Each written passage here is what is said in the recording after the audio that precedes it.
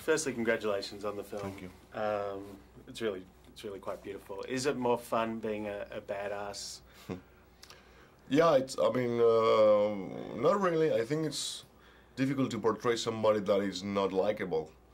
I mean, I didn't like him especially, but you have to understand him in order to portray him. So I guess I was trying to manage with my own, I don't know, imagination to try to see the world with his eyes, which is not a very pleasant way to see the world. He also seemed very sad. Yeah, I think he's a sad character. I think he's not happy. I think he doesn't have... Because otherwise, if he's happy doing what he does, then it will be totally, I don't know how to say, it's difficult for people to get related to him because he creates horror and misery and pain. There's something there inside that is in a struggle, no? Like he suffers for his victims, in a way. Have you ever wagered anything substantial on a coin toss, or did the film encourage you to? Not really. I mean, no. I mean, I'm not very much in the coin toss business, but and actually when I was doing the thing, I was very clumsy and the coin was always on the floor and they had to repeat takes and takes and takes until I got the whole thing, put it together.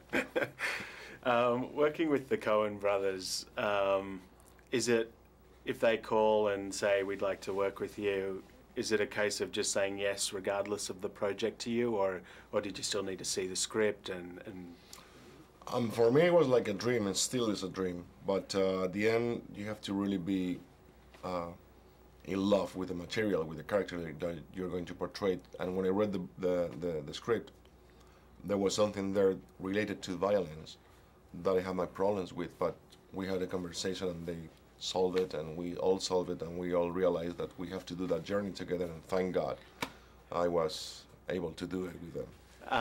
The hairstyle is obviously quite unique. When you start creating the character, was that one of the things that you look for externally, or do you start with, some people start with the shoes and work their way up? Is there any sort of way that you go about it? Well, I truly believe that the body language of every character has to be very specific because it speaks for us. The way we move, the way we talk, the way we move our hands or whatever. In this case, especially because he doesn't have a lot of dialogue. He's more kind of a physical figure that comes.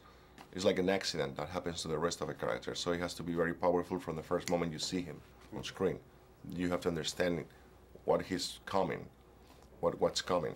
But the haircut is not my idea. It was the Coens and Paul LeBlanc's amazing hairdresser idea who did it, and then I realized it was a great choice because it explains a lot of the character about his psychology. But not something you wanted to keep into daily life? No, I have to live with that for the 3 months. Yeah, exactly. I mean, you're no stranger to like awards buzz and things like that. The Sea Inside was an incredible film. Of course, Arenas in Before Night Falls. This film as well, ever since it came onto Cannes, also had awards buzz around it. Do you find that exciting or a little bit daunting, or do you try not to pay attention to it? I mean, I'm a human being, so I'm like the rest of the human beings. I like when the people like what I do, and I am sad when they don't like what I do. But at the same time, being a public work that it is, you have to put yourself really in a very more kind of secure place with yourself when you don't pay that much attention to what they say, because otherwise you can be destroyed by it. So if they consider that the work is well done, good. If they consider it's bad done, bad. But it can't last more than hours, because otherwise you will be manipulated by other people's opinions. So when they are talking about awards and all of that, you have to put yourself in a very secure place where you don't really care about it. If it happens, it's like an extra gift, but it's not something that you have to achieve at all.